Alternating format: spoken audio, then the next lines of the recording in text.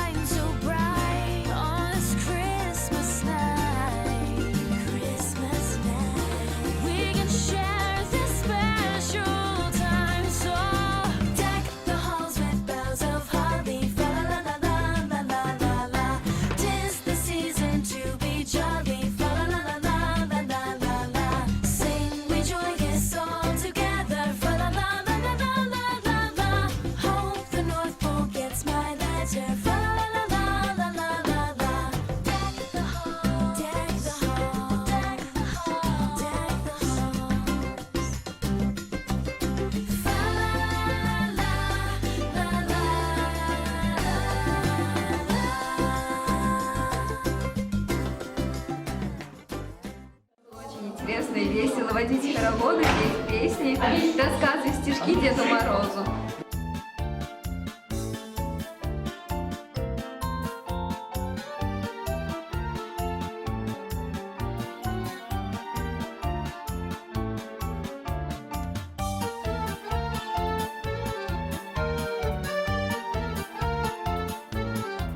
Который глухонемой.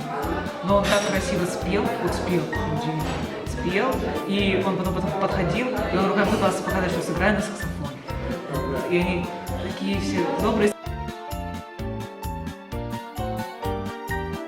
Понравилось, потому что я видела, что детям нравится, и мне самой нравится. Эта радость, которую ты между детям, она отражается на тебе тоже.